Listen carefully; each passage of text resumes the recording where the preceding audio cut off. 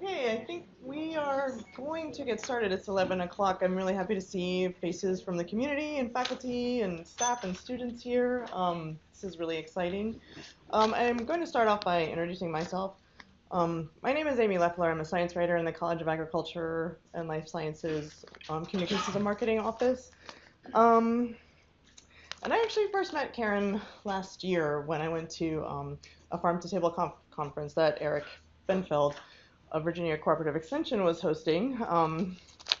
And I knew that it would be really great to try and get today's speaker here to speak in Blacksburg at Virginia Tech. So when the opportunity sort of coalesced to do that, I got really excited. So having said that, I'd like to thank, excuse me, I'm a little bit nervous. The College She of should be nervous. I'm just very excited. So I would like to, before we begin, I'd like to thank the College of Agriculture and Life Sciences Diversity Council, our Dean, Alan Grant, Kim Newolny in the Department of Agricultural Leadership and Community Education, Eric Benfeld, who is here today also from Harrisonburg, who is a community viability extension specialist. And I would like to thank all these people and their support for sharing my enthusiasm to bring this event together. In starting to introduce our next speaker, I just wanted to say that it may be self-evident to everybody in this room that we find food and food systems really very powerful, and that the simple act of breaking bread with community members and friends and family is actually quite a significant thing as far as the human condition is concerned. No matter where you fall on the spectrum, whether you're an ag student here today or a gastronome or you're really interested in social justice, indeed, we're all gathered here because I think everyone in this room probably does believe in the power of food and its ability to transform communities. So, without further ado, our today's speaker wears many hats as a community activist, a food justice advocate, a farmer, and a board member of the New York City Community Gardens Coalition, and co-founder of the group Black Urban Growers. So she knows very well how powerful food and the narrative surrounding food systems can be, and it's really my pleasure to welcome Karen Washington to Virginia Tech.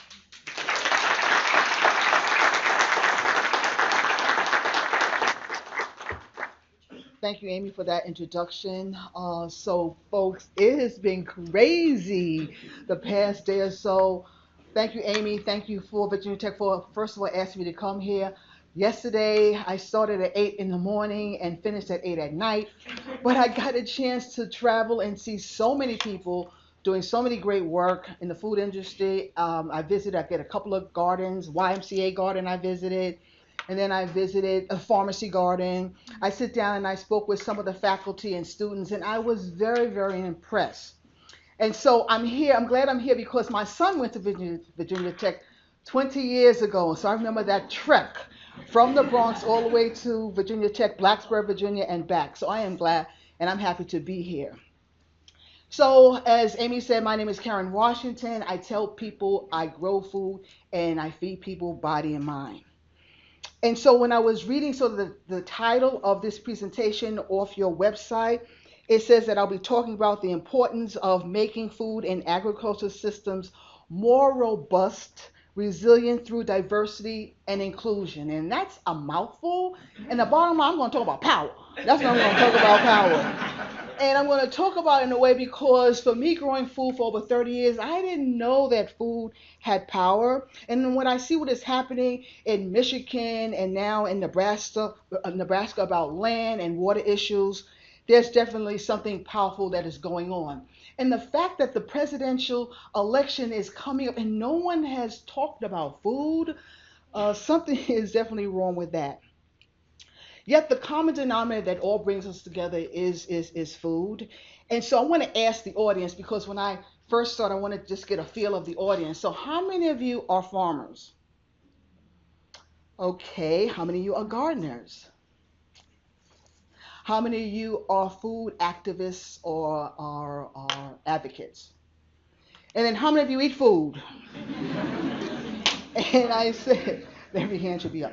And I say that because when you look at food, food intersects so many different things. So it intersects our health, jobs, housing, and education. And so when you look at food in these sectors, it definitely, especially in this country, falls along race and economic lines. And we see this in a lot of low income neighborhoods. The struggle for good food, and I mean good food, good health, housing and education, and living wage jobs is an issue of racial and economic social justice because it brings to the surface the social and economic disparities that we often see in communities of color. And when we don't intersect food into the social and economic issues and place value to it, it feeds into a food system that is already dominated by a minority of people, namely white male and their corporation, thus affecting both the domestic and global markets and people's way of life. Food alone, and I say food alone has no power, but once you place value to it, it becomes powerful. So the next important question I want to ask you all are how many of you are willing to stand up for a just, sustainable, and equitable food system? Every hand should be raised. A food system that includes farmers and consumers and fishermen and workers. So in order for us to talk about this food dynamic, we have to find out when does it show up? When does the power dynamics of food show up in our society? I say first, when you don't have it, it shows up as hunger. When you can't afford it, it shows up as poverty. When it's killing you, diet related diseases. When you don't deserve it because you've heard that organic food is so much better, but a lot of people don't have access to that. And when others control it, big ag. You know, I used to hear people say that the food system is broken and it needs to be in repair. And at one time, I used to believe it. But folks, I don't believe it anymore. I believe it was designed to do exactly what it is doing now, to be a caste system. And I'm thinking, how can this country not love my American country, my United States? How can a country that has so much wealth and resources have a crisis on its hand? And that crisis is hunger and poverty. And you look at this map, the geography of the American poor, you can see that most of the region belongs to the South. And when I looked at this next slide, I had to make sure when it came to to 10 worst states in food insecurity, with Mississippi being the top and Oklahoma being the bottom, that I did not see Virginia nor New York in this. Every day, someone is going to bed hungry, homeless, online with a food pantry or soup kitchen. And how is this possible? Hunger and poverty breeds poor health and levels of food insecurity mostly seen in people of color.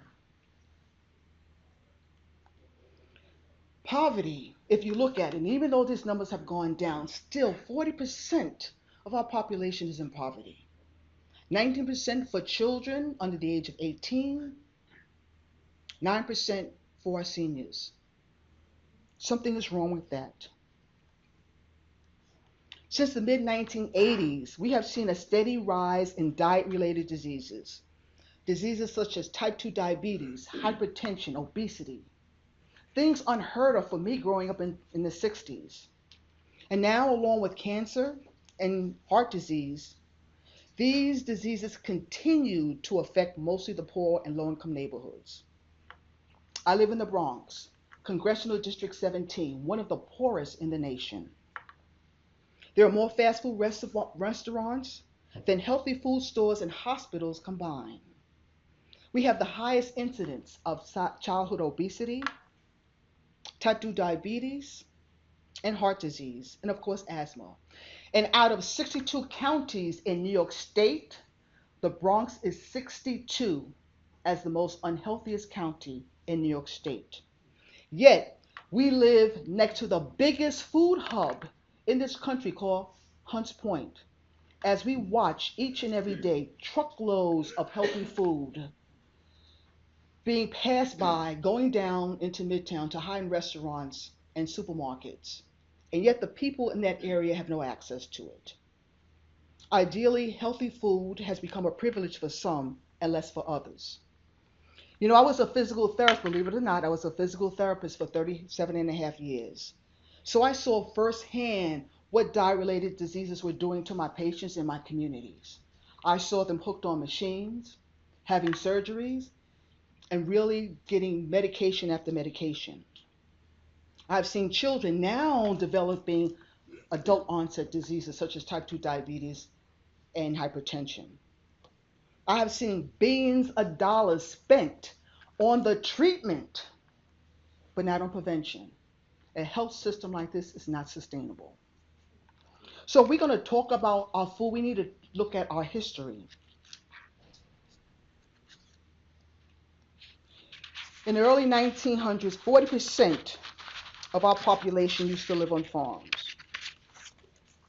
In the early 1900s, we had over 50 million farmers. Just imagine 50 million farmers, over 500 million acres of farmland. 70% of our food was homegrown. We knew where our food was coming from and who grew it. Now we have seen our farm sizes decrease from 3.2 million to 1.9, less for people of color.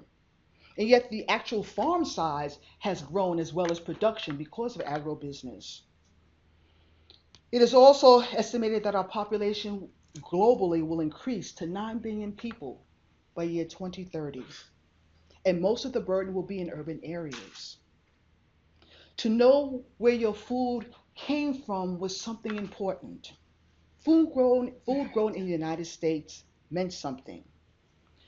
But yet because of industrial consolidation, advanced technology, and mass industrial production of food, the small farmer can no longer make it. They can't compete with the big agribusinesses that purchase land, has capital for equipment, and can grow at a large scale.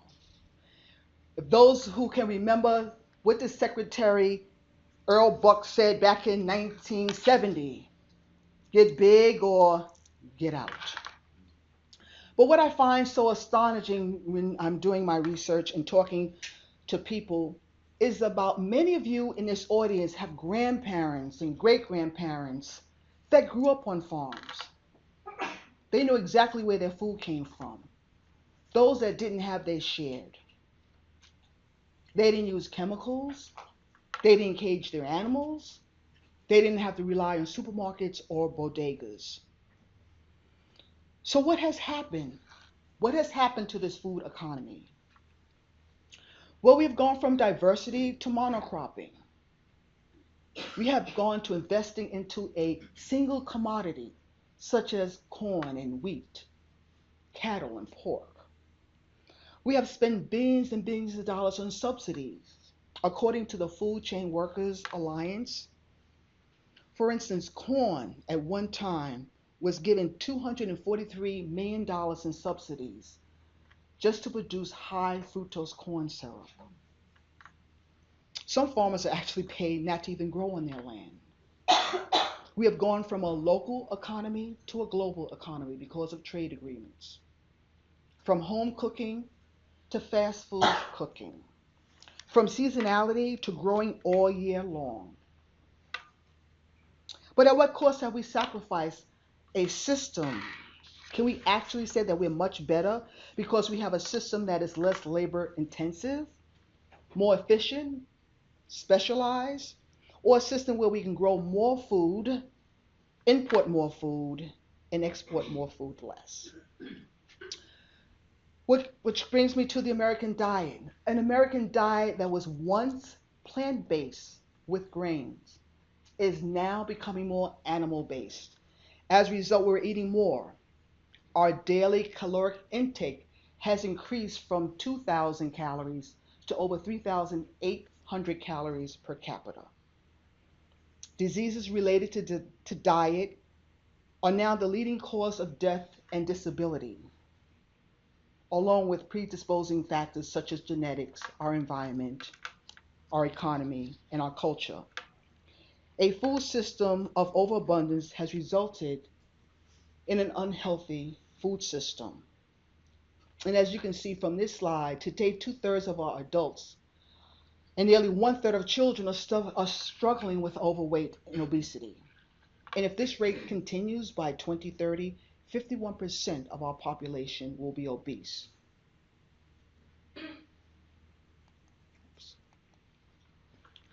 Many of these factors we can see because of the fact that we have an increase in salt, in sugar, and less activity. As I stated before, billions and billions of dollars are placed on the treatment but not on prevention. And have you ever wondered why? And I say from a healthcare professional, because there is big business and big money in those who are poor and infirmed. And let us not forget the food companies, because they too are part of this food economic and food system. So, do you really think you control what you eat? Really? I don't think so, because the food company has it all set up for you. They know how much you're going to spend, where you're going to buy, what items you're going to buy. That's advertising and marketing. The typical supermarket experience is, right? You go into a supermarket, along the walls, the produce section, along with the dairy and the meat. Up and down the aisles are your canned goods, your oils, your cereals. And those with money and name brands, their items are usually to the top. Now, walk into my community, and it's like doodle doodle doodle doodle doodle doodle, sights and sounds of reality. No, you're not in the twilight zone. You're in my neighborhood. As you walk into the door, you're hit with the colors and the packaging of fruits and vegetables, but insides are empty calories, no nutritional value, artificial flavoring, cookies and cakes, sodas and chips. And yet, as you all know, who is our most precious customer and consumer? I heard someone say it. Children, exactly why? Because they influence the buying power of their parents. They spend billions and billions of dollars each year on food and toys because of advertisement. And the bottom line is some food companies could care less about how a product is marketed or how it is sold, if it has nutritional value or not.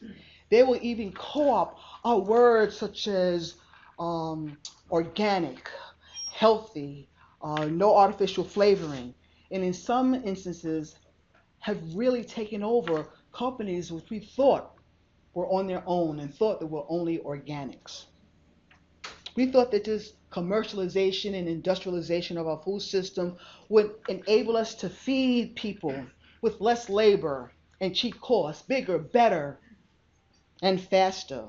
We become so mechanized that we have lost a generation of people who have no idea where their food comes from or who grew it. They could care less about the ethics behind a food system that is growing food and the dangers behind a system that is so tenuous. This apathy is not a conscious one, but the fact that we have placed the responsibility of our food system and our food safety in the hands of the government and lobbyists. We no longer eat at the table, we eat in a family room, a bedroom, playing videos, watching TV. And some of us that work so long have to rely on fast food because there's no other healthy food option to be found. We have become so detached from our food sources that we have a whole generation who would have us to believe that a tomato is grown in a supermarket. This gap will continue if we don't take back our narrative around food companies that would have us to believe that ketchup should be listed as a vegetable or that GMO labeling is not in the best interest of the public. Yet what bothers me the most is to see the most vulnerable population being forced to spend money on the three food groups. And now these three food groups are not the USDA food groups, they're my food groups. And we're talking about first, junk food. Junk food, cheap, low cost, artificial flavoring, addictive. Fast food, again, cheap, convenient, hidden dangers, addictive. And last but not least, the one that was going to revolutionize the food industry is the processed food back in the late 60s. Folks, this boils down to us getting somewhat upset. When a child asks where his or her food comes from and they say a supermarket, something is wrong with that. When a person can't taste the flavor of their food because they have to add more salt to it, something is wrong with that. When someone is drinking sweet iced tea and they got to add more sugar to it, something is wrong with that. When a farmer can't make a decent living because he or she can't get the true value of their crop, something is wrong with that. When a person has to rely on food pantries and soup kitchens to feed their family, something is wrong with that. When we believe the best way to end hunger and poverty is to increase food stamps and welfare versus a living wage job, something is wrong with that. And when we dismiss race as a contributing factor to the underlying disparities in the food system, something is wrong with that. And I said, we done lost our minds. And I say that in a way because of our palates at one time that used to taste bitter and sour and astringent now has been desensitized to only taste sugar and salt. Our seasonality is lost to the fact that we're eating watermelon and cherries and peaches in December. We have people who want to build walls to exclude the very people who are doing our work on farms and in factories and in restaurants. We tend not to acknowledge the fact that the agricultural economy of capitalism we see today was built on the backs of enslaved people. We have come to a breaking point where we have watched our families get sicker and sicker, our health choices slimmer and slimmer, and our communities being displaced off our land and from our homes. Yet people across the country are starting to wake up and voice their concern over unhealthy and biased food system. And I'm here to say there is a growing food movement of people that want to take back control of their food system. They understand the power of food. I see it being played out in cities that I have visited, such as Detroit and Baltimore and Philly and Oakland and Boston and of course New York City. You see such movements such as the Immokalee Workers, Food Workers Alliance, Black Lives Matter, Black Land Loss Prevention, fighting for fair wages, land, and sovereignty. People in communities where they don't have access to healthy food stores or lack supermarkets are starting to understand that power of food. The time for waiting is over, folks. It's over. They are taking matters back into their own hands and they're forming farmers markets and food co-ops, CSAs, and mobile markets. I can recall back in the 1970s and 80s when I first got started. I like this slide because it reminds me at one time when New York City had over 15,000 vacant lots. And this is where I lived. I lived across the street, and I was supposed to see a mirror image of those homes. But what I saw from 1985 to 1988 was an empty lot. Today, they call this sort of resurgent urban ag. We called it guerrilla warfare. It's nothing new. In this country, people have been growing food since the early 1800s. As a matter of fact, the first school garden was in Philly back in 1807. And if those who have been around, they will know during World War I and World War II, we had victory gardens. And now I hear rumors that people in urban areas, because of technology, are going to be growing food to feed everybody through hydroponics, aquaponics, rooftops, and vertical wall. Not true, because the problem is not that we don't grow enough food, because we do grow enough food. The problem is that it's not getting into the families and communities that need it the most. So the question we should be asking ourselves is, how can farmers and consumers work together to sort of galvanize and look at a just and sustainable food system? A food system that everyone is entitled to have. You know, I often hear people say that communities that lack food access are food deserts. So I want everyone to say food deserts loud. Food deserts. That's the last time you're going to say it, because that term is never used in my community. It's an outsider term that is used to really mask the problem, which is hunger and poverty. Doesn't hunger and poverty seem more real than food deserts? If you want to say anything, say food apartheid. But the problem is not that we don't have food, because we do have food. We have lots of food. What we don't have is healthy food or healthy food options. It's not about the food system by itself that can be singled out as one problem or one solution. So when we talk about a food system that's supposed to be fair and equitable to the farmer and the consumer, what does it really mean if we're not looking at what is happening from the ground to the plate and filling in the dots? As mentioned before, 40 million people in the United States are hungry, yet billions and billions of dollars spent on food. We all must have it. It doesn't discriminate, but we need it. But we never look at the true value of food.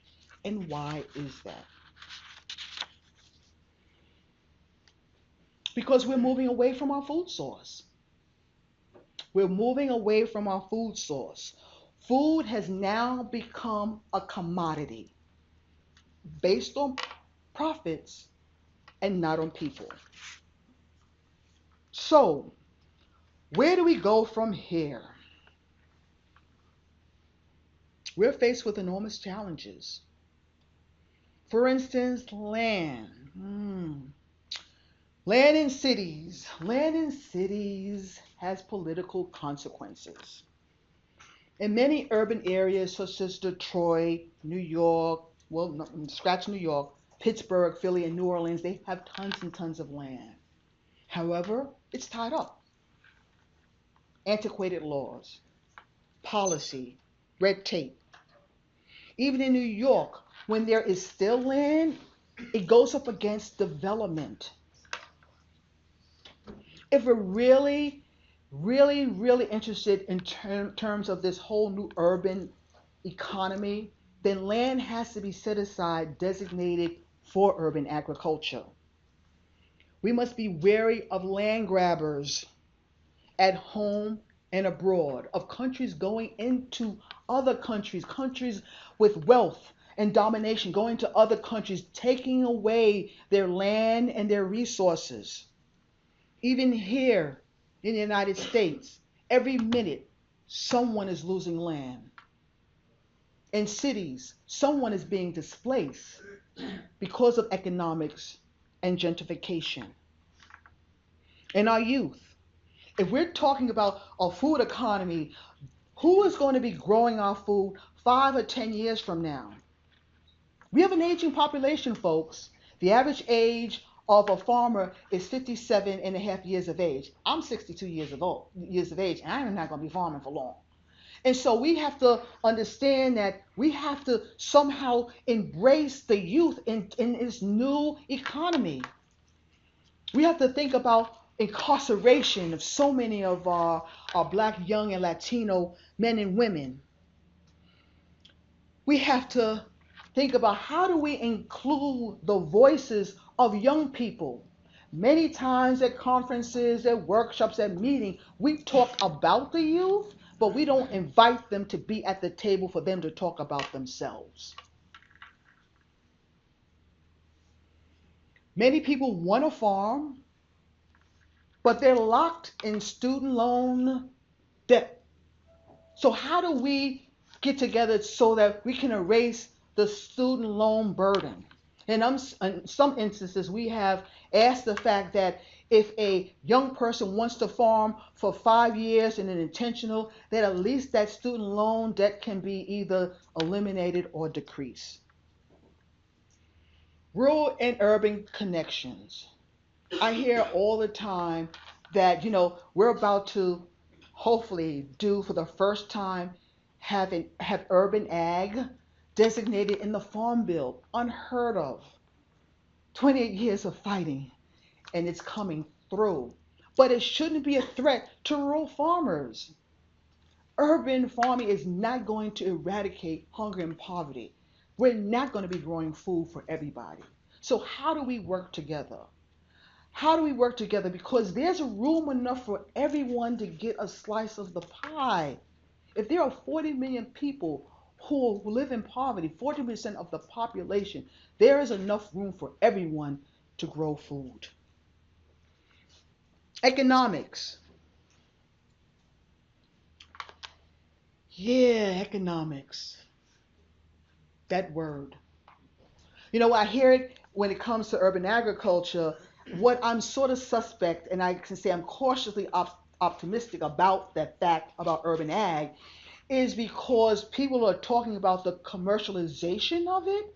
And that means it's people with money who are predominantly white males that are going to come in and co op the work that so many people have been doing for so long on the ground. We have to make sure that when it comes through and it passes, is that it's an equal opportunity for all. There are people who take this food movement to heart in terms of food sovereignty. But yet, the work that they have been doing on the ground for so many years has not been validated. We have to make sure that farmers and farm workers are paid for their product, that we understand the true value of that work. And we must talk about promoting financial literacy. And I say that, and I'm going to say it from my point of view, because I live in a low income neighborhood. And I see time and time again people signing people up for more food stamps, food pantries, and soup kitchens. And granted, that is right. But that is a system that's supposed to be for emergency purposes only. It's not supposed to be a way of people's life. And I'm starting to see that. Instead, in my neighborhood, and I'm bringing it out, this is being taped and recorded. Warren Buffett, wherever you are, I'm waiting for you to come to the Bronx because I want financial literacy and education to be brought into the inner cities. When you own something, a business, land, or house, it gives you power. Can you imagine the inner cities now becoming populated with people who have businesses and own businesses? How the dynamic of the food system would change, how the dynamics of the economy would change.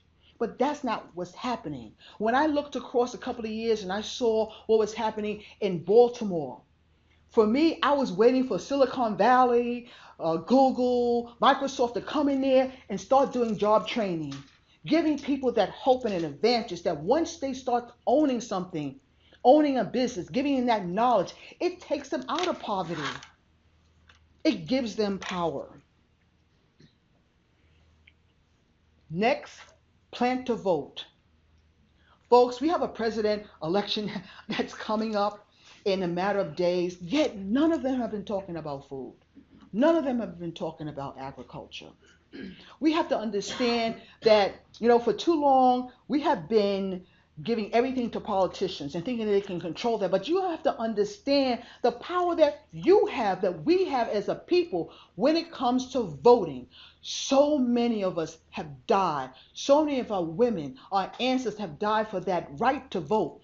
And we need to exercise that, exercise our power, and make politicians accountable.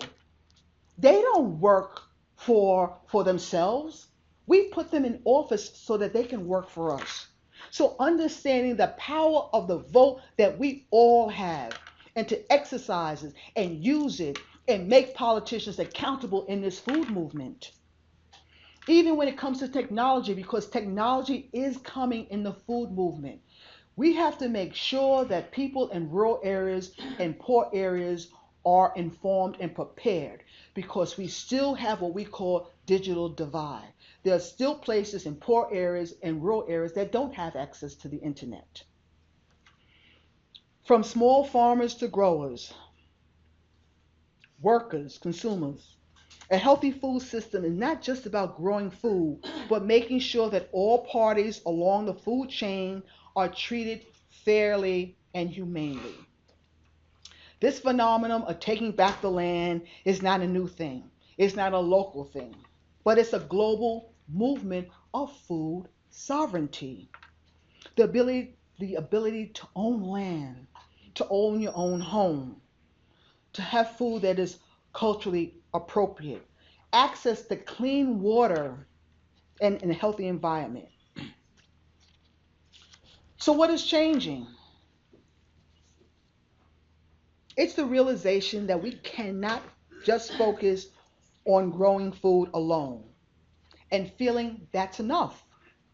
We must look at the food system at large, namely the face of the food justice movement, which for too long has been talking about injustice, but has lacked the voices and the faces of those who are deeply affected. People of color and underserved communities are told time and time again if they want food security, all they have to do is grow their own vegetables. It's as if somehow growing organic carrots and beets are going to solve the structural problems in the food system without first looking at the structural determinants that reinforce racism in this society. In order for the food system to change, we must face the fact that it has an historical framework of power over, and we have to acknowledge that power and give it up. I'm going to say it again. We have to understand that we are faced with a historical framework of power over. We have to acknowledge that and we have to give it up.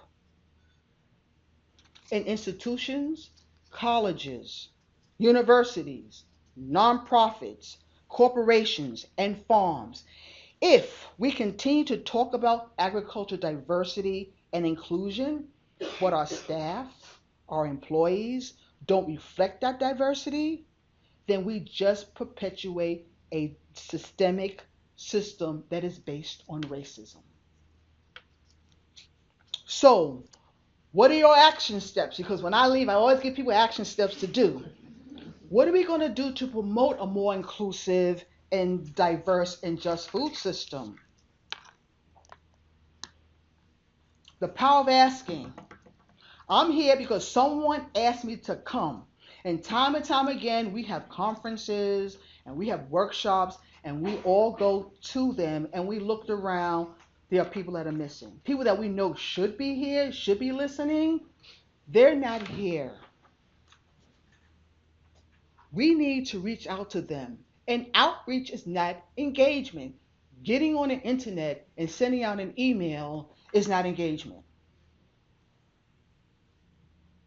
You have to go out and meet people where they are.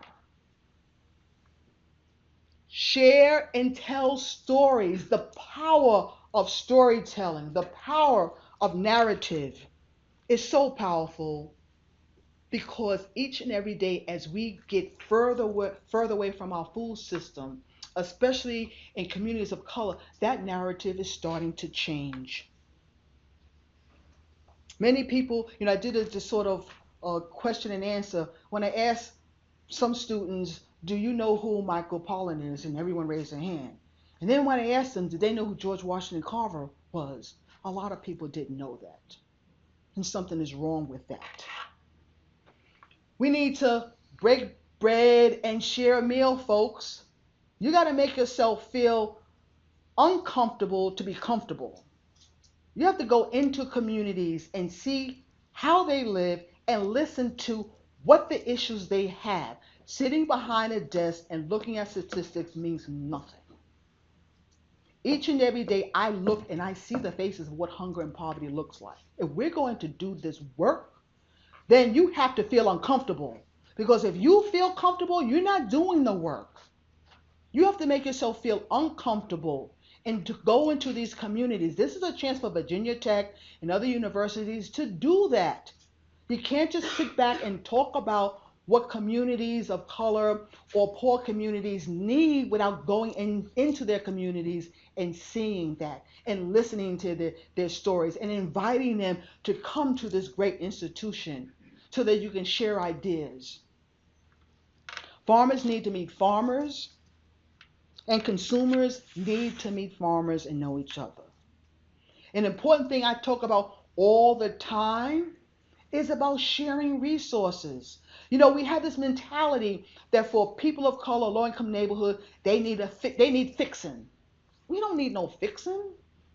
But what we need for people is just to share their resources. I tell people the three things that prevent people from moving ahead is opportunity, lack of capital, and lack of land. You give people those three things, they can move mountains. And again, let's talk about how do we develop youth leadership. Not because it looks good on your grant, but the fact that you are actively engaged in what you want to say and want to hear, and that you have given them a platform to, to allow them to say what they mean. Finally, we must raise our voices and our shovels and our picks and our tractors.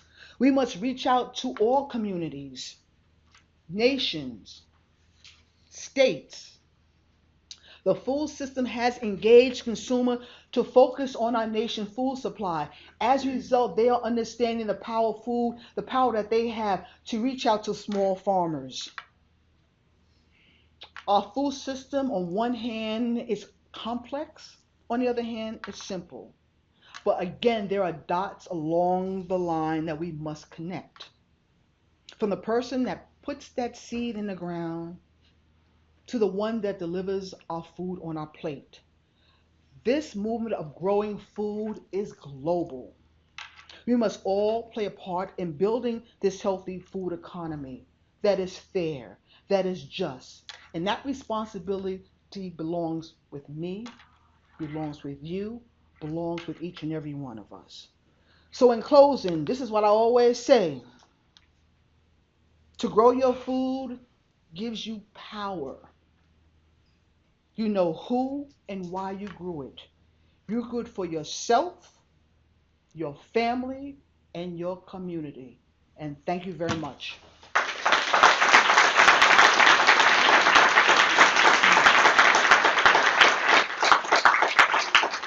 Now, I got a little tidbit, I got a little something that's tantalizing because I know when you first saw the presentation, I showed you that picture of the lot and how it was. But then, I said, let me just bring some things to show you what is happening in inner cities in New York City, in the Bronx in particular.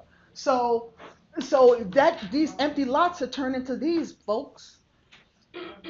Imagine 15,000 vacant lots. Right now in New York City, we have 600 community gardens that look like this. Doesn't this look much better than those empty lots? It shows the power of community and what they've done.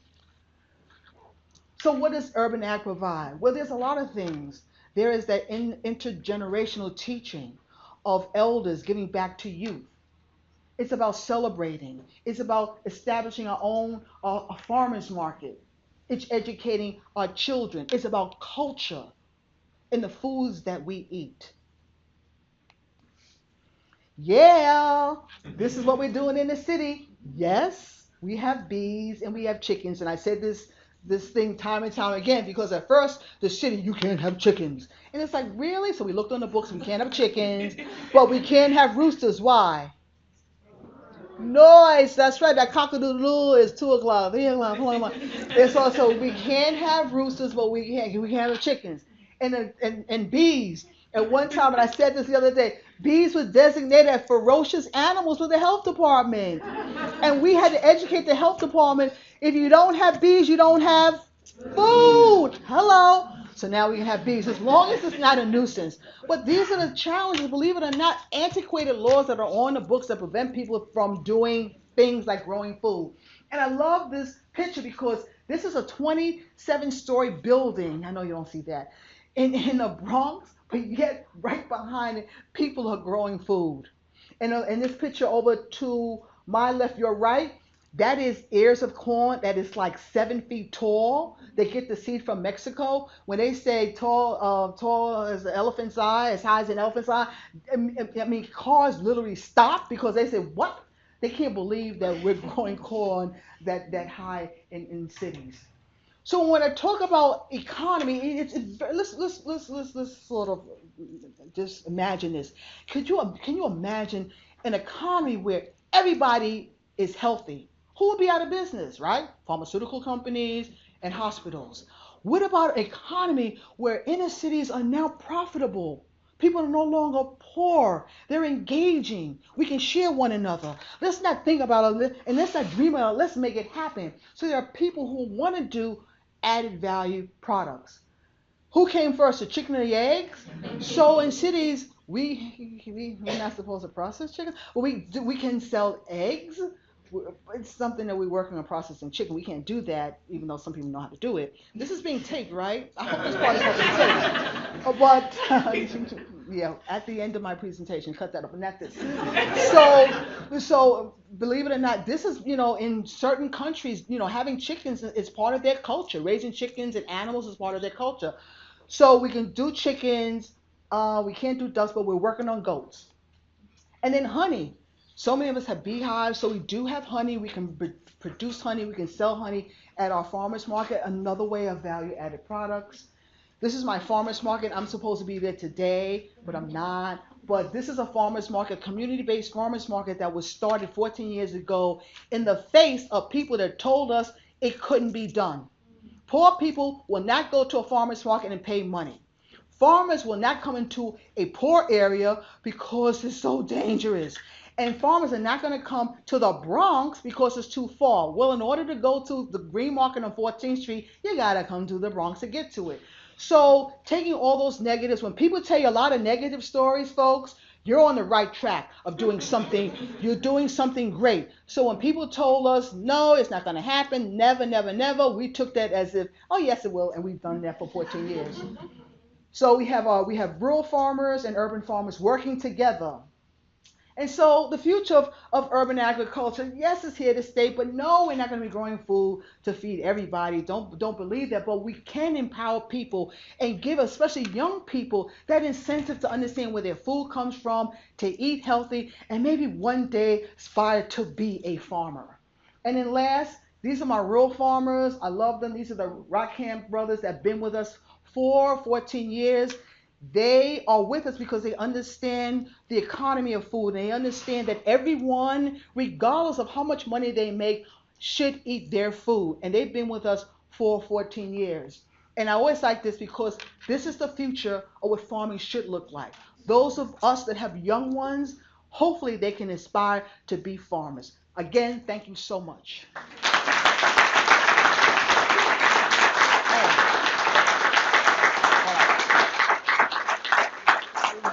So lights up, and I think it's question and answer time. Can we turn the lights up? Because I want a chance to see your faces. Can we turn the lights, someone? So I just get a chance to see you all, because I think some of you I met. Oh, no. Oh, wait. Woo! I was talking to y'all. I was just focusing on one or two people. Hi, everybody. Whoa, whoa. There are a lot of people here. Okay. So, yeah, I'm here. Let me see what else I can say about myself. Oh, yeah, my son went here. Did I say, my son was here 20 years ago? And that long trek from the Bronx here. My daughter went to Notre Dame, so my son went to Virginia Tech. So I would get in the car and drive my daughter to Notre Dame 14 hours, come back 14 hours, put my son in the car, and come down to Blacksburg, Virginia. Now, in my mind, I'm saying, oh, it's close to Richmond. I knew what Richmond was. Never heard of Roanoke. Never heard of Blacksburg. And then when we came down here, we couldn't find a place to stay because all the hotels and everything was taken. So we went to Christiansburg, I guess, a bed and breakfast. And so now my son graduated. He came first for veterinary medicine because he was going to be a vet. Because kids growing up, they love animals, and mom, I'm going to take care. Because every time an injured animal or pet was coming to my house, I had to take care of it. But after his first year, he said, I don't think so. So he got a degree in biology. And so I remember when he came home and he was in the room looking at the computer, and I just gave him that one look that a mother does when children come home from college, get a job. And so, with the look of the mother, like, that look, he got a job. So he's doing really well. He is now a supervisor, a food inspector for the Department of Health. And he does take his job seriously, putting in the example of food justice and understanding why people, not to break the law, but why people are trying to survive by, growing food and not growing food, but selling food.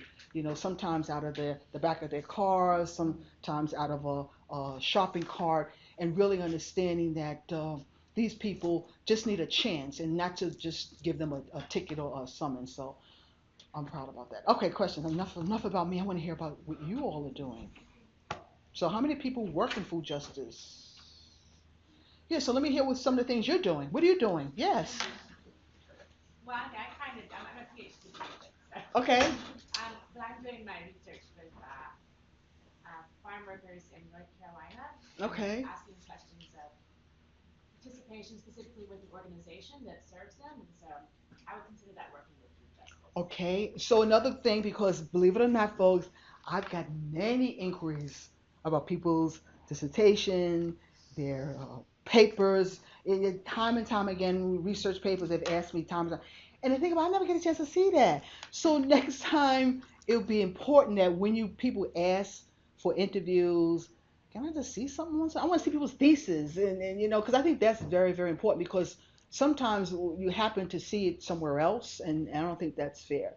But if we're doing the work to make sure that people are recognized for doing the work, and that I would love to see people's thesis that I have contributed in the past. But thanks a lot. Yes. Oh, okay. Yes. Go ahead. Well, Continue. I did have one follow-up question Sure. for you. So in regards to I've heard the debate in regards to community gardens in urban areas increasing development and perhaps taking some like things like gentrification. And I'm just curious about your thoughts about that and Yeah. policy perhaps that could be put in place to protect areas. Yeah, so I live in the Bronx. It's the last frontier of gentrification. I think it boils down to economics, and it boils down to people understanding the economy. So sometimes I talk to people because everyone should have a right to live where they want. I mean, that's the American way. But when you come into a new development, especially when you know it's a lot of low income people that live there in a particular building, and the landlord is giving you a three-bedroom for like $3,000, but yet people in the building are paying $1,500, it's your responsibility to find out like what are the people paying, because what happens is that when you pay that $3,000, what happens is it sets a bar, and as a result, as apartments become available, then people start moving in, and those people that have been there for so many years are displaced. So what I tell people that move into areas especially areas of color, to get to know the people in the building, find out how much rent they're paying. And so when he says to that person, $3,000, you come and say that, well, wait a second, the people down here are paying 1,500. And so that's so that's what I try to talk about because it's horrible to see people being displaced, and I've seen it time and time again. And like I said, it's not that you don't want the economy to grow, but you don't want it to grow at the expense that it provides homelessness for people. And we need to talk about what gentrification looks like. What are some of the problems with it? What are some of the things that people can do to sort of stem the tide of changing the whole complexion of a community? We need to talk about it because it's going to come a point when you continue to push people away when they have no place to go, they're going to revolt and they're going to come and take it. And so we need to make sure that we don't never reach that point where we're pushing people to the brink of hopelessness that they react in a violent way. Yes, your question. First, thank you very much for the presentation. I saw you at the Virginia Farm to Table conference, and Oh, yeah, so it's thank nice you. to see your face again. I must be doing something right. You came for the second time, second dose. Mm. The question I have for you is I am involved with the Virginia Food System Council as well as building a regional network. And food justice and equity is always supposed to be the lens through which we do our work. But I'm not really clear on what those strategies are. And I love this outreach is not engagement and going and asking. But I'm curious, do you have examples of other councils or organizations that are trying to look at the systems and getting more diversity at the table, people of color, but also poor people from Appalachia are folks that come to my mind, youth, and I guess what I'm asking is, are there examples of places that are organizations that are doing this really well, and do you have specific strategies? Yeah, I'm gonna have that's a difficult question. Okay, so now I just got appointed. I'm not doing anything, but I just got appointed through Governor Cuomo to be on this new food policy, which incorporates hunger and poverty. Okay, it sounds good, right? So I go there, the first meeting, and I'm there, and I'm the only person of color. I'm looking around. Okay, all right. So we start talking, and the bottom line with these food councils, everybody knows the food councils, is that they come up and they have the statistics on the wall. This is happening in this neighborhood, this is happening in that neighborhood, this is how many food pantries there are, this is how many people.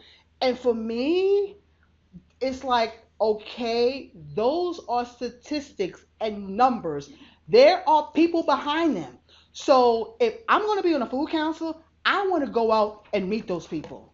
I need to go into that community where you have these statistics, sit down and meet and talk with these people in the community and to hear their issues. Now, I can do it and feel comfortable because I'm a person of color and I feel I can do that. The problem that people tend, especially white people, that ask me time and time, how do I go into neighborhoods of color and talk about these issues? And I say, first of all, you can't go in as if the community needs fixing because they already know what the problem is. And you can't go in like you're in the White Horse and we're going to save the community. You can't go in like that. So I tell people, first of all, go in from a position not of power over, but go in a position that, you know what, I've got resources, monetary resources, um, material resources. I have resources and or knowledge that I can help. Go in, and I tell people the easiest thing that people can do is go into the churches, synagogues, mosques. Go into because this is where the leadership in the community is usually based in. Go into those organizations or religious institutions first, even sometimes academic or after school programs. Go into those institutions first and sit down and find out who the leaders are. Once you find out who the leaders are in those institutions, then you can develop a framework. You know what? I'm coming in here because I know that if there's a problem, I want to help. And so the way of helping is to find who those leaders are and then set up a meeting to have. Now, the meeting folks, when it comes to organization and coming to meet people where they are, so now you're in the community, you want to set up a meeting. How many times have I seen that when people want to talk about food and social justice, the meeting's at 2 o'clock? The meeting's at 3 o'clock. Who's going to come? The people that you know. The nonprofits, the people that work, the people that are doing your work are showing up. The people that need to hear are not going to show up because they got to work.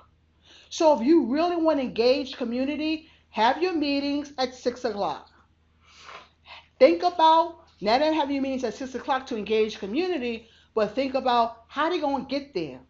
If they don't have transportation, you got to offer transportation. If they have children, you have to offer childcare. If the majority of them speak Spanish, you got to offer translation. And the most common denominator you have to offer is the four-letter word, FOOD, food. And by sitting down and breaking bread, because then they know your intentions. You're meeting community because you understand that they work hard. You're having their meeting at 6 o'clock. You know, many times they have children. You have provided childcare. Many times they may not because of transportation. You provided church buses, carpooling for them to get there, and you provided food. That's the intention of getting community in, sitting down, breaking bread, because then they understand your intention. But if you calling from your full policy and you having a meeting at 2 o'clock in the afternoon, that is a joke. Do you know any organizations that are doing a good job of this? Well, in New York City, well, there's a good organization called Northwest Bronx Community and Clergy Coalition. That's where I learned how to do a lot of my work. Just Food is another organization. The New York City Community Garden Coalition is another organization. And so this is something that we need to think about. And also the last thing I'm going to just say, last comment, is that remember, folks, when we talk about food justice, because I did this yesterday, asking people define food justice, and everybody can give me the textbook definition, and that's all well and good. The bottom line is that what are you doing behind those words? I'm tired of words. I've been hearing words for 30 years. I want to see action. So if we're talking about food and we're talking about diversity, and everybody looks the same, something wrong with that. And someone has to be brave enough to stand up and say, you know what? This is not the way. If we're really meaningful in the work that we're doing and being intentional, then we got to go into those communities and bring them in and listen to what they have to say. And I just want to thank Virginia Tech for having me, because this is a very difficult subject to talk about when we talk about race. People don't want to talk about it. They don't want to hear it. They don't want to hear about poor people because they listen to it all the time. But the fact of the matter is that, we all need food, folks. We're all trying to feed our families. We all need a job. And there's not one group of people that we should point our fingers as scapegoats, or that they're coming here to take our jobs. Because people are here doing the work that nobody else wants to do. They want to feed their families. And yet we tend to victimize those that are less fortunate. And we have to stop doing that. All right, any more questions? It's been a long day. Thank you so much, and I hope to come back again.